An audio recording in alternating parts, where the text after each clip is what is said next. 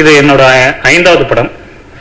இந்த படத்தை நான் பற்றி பெருமையாக சொல்லணும்னா, இந்த படம் இயக்குனர் கதை சொன்னோன்னே எனக்கு ஒரு டிஃப்ரெண்ட்டாக ட்ரை பண்ணணும்னு எனக்கு தோணுச்சு. ஏன்னா இந்த படம் இரவு நேரத்திலே படமாக்க மாதிரி கதை அமைஞ்சிருக்கிறதால இந்த படத்தில் நான் எவ்வளோ டிஃப்ரெண்ட்டாக லைட்டிங்கும் சரி கோணங்களும் சரி, இந்த படம் சஸ்பென்ஸ் த்ரில்லர்ன்றதால எனக்கு ரொம்ப வித்தியாசமாக ட்ரை பண்ணுறதுக்கு இதுக்கு வாய்ப்பு இந்த படத்தில் அதிகமாக கிடைச்சிருக்கு. அதை நான் கரெக்டாக பண்ணியிருக்கேன். வணக்கம், என் பேர் மாயப்பாண்டி. எதிர்நெல்லில் ஆர்ட் டைரக்டர் ஒர்க் பண்ணுறோம். சரி, இது எனக்கு ஃபஸ்ட்டு படம். இந்த ஃபஸ்ட்டு படத்துக்கு சான்ஸ் கொடுத்த பார்த்தியனா அன்ஷினாவுக்கு ரொம்ப தேங்க்ஸு. இந்த படத்தில் வந்துட்டு ஒரு செட் அமைச்சிருக்கோம். இது ஹோட்டல் செட்டு. இந்த ஹோட்டல் செட்டு வந்துட்டு 2 தளமாக அமைக்கப்பட்டிருக்கு, 1+1.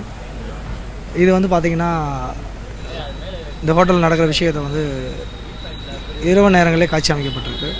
இந்த படத்தில் வந்திருக்கும் காட்சிகள் அனைத்துமே வந்துட்டு ஒரு த்ரில்லர் கலந்த இதாக இருக்கும்.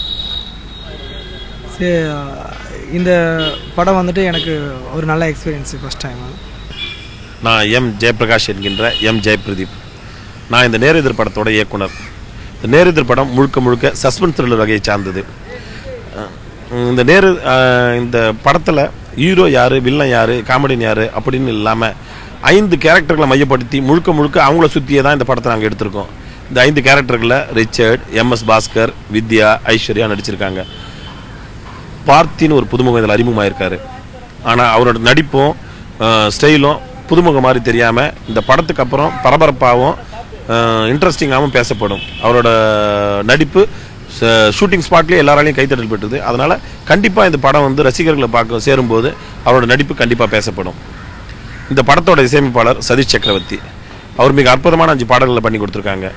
அதுவும் இல்லாமல் இந்த மாதிரி சஸ்பென்ஸ் த்ரில்லர் வகை படங்களில் பின்னணி இசைன்றது ரொம்ப முக்கியம். ஏன்னா நம்ம நினைக்கிற சஸ்பென்ஸை ஆடியன்ஸ் கிட்ட போய் ரீச் பண்ணுறதுக்கு பின்னணி இசை பெரிய உதவியாக இருக்கும். அப்படி உதவியாக இருக்கிற இந்த பின்னணி இசையை 45 நாட்களுக்கு மேலே மும்பையிலையும் நியூயார்க்லேயும் பண்ணி இந்த படத்தை வந்து ரசிகனுக்கு ஒரு விருதாக படைச்சிருக்காரு. இது கண்டிப்பாக ரசிகர்களை சீட்டு நுனி கொண்டு வந்து உட்கார வச்சு அவங்கள திருப்திப்படுத்தணும்னு நம்புகிறோம். படத்தோட ஒளிப்பதிவாளர் ராசாமதி. இவர் கவிஞர் அறிவுமதியோட சன். இவர் வந்து அற்புதமாக மிக சஸ்பென்ஸ் த்ரில்லர் வகைக்கே உண்டான பயத்தை கொடுக்கக்கூடிய அளவுக்கான கேமரா ஒர்க்கை பண்ணியிருக்காங்க. இது கண்டிப்பாக ரசிகர்களுக்கு பிடிக்கும். எடிட்டர் கோபி கிருஷ்ணா. அவர் வந்து ஏற்கனவே மனங்கொத்தி பறவை, குட்டி புலிலாம் பண்ணியிருக்காங்க. அவங்க வந்து இந்த சஸ்பென்ஸை ஜனங்கிட்ட கொண்டு போய் சேர்க்கறதுல பேருதவியாக இருந்தாங்க.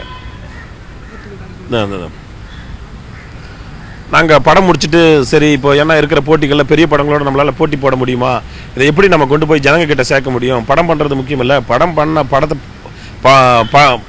படத்தை ஜனங்கிட்ட கொண்டு போய் சேர்க்கறது பெரிய முக்கியமாச்சேன்னு சொல்லி யோசித்தோம். அப்போ நாங்கள் கலைப்புலி தானு சார் அன்றைக்கி, சார் நீங்கள் வந்து நாங்கள் ஒரு படம் பண்ணியிருக்கோம், நீங்கள் பாருங்கன்னு சொல்லி கூப்பிட்டோம், ரிக்வஸ்ட் பண்ணோம். அவங்க ரொம்ப இதுவாக வந்து படம் பார்த்தாங்க. படம் பார்த்துட்டு ஐயோ என்ன சொல்லுவாங்களோ எது சொல்லுவாங்களோ நாங்கள் பயத்தில் இருந்தோம். படம் பார்த்துட்டு வந்து ரொம்ப சூப்பராக பண்ணியிருக்கீங்க, ரொம்ப அற்புதமாக இருக்குது, இது மாதிரி புது டீம்லாம் வந்து சினிமா இன்னும் ஆரோக்கியப்படுத்தணும்னு சொல்லி கட்டி பிடிச்சி பாராட்டி அவங்களே இந்த படத்தை வந்து டோட்டலாக எடுத்து ரிலீஸ் பண்ணுறேன்னு சொல்லி ரிலீஸ் பண்ணியிருக்காங்க.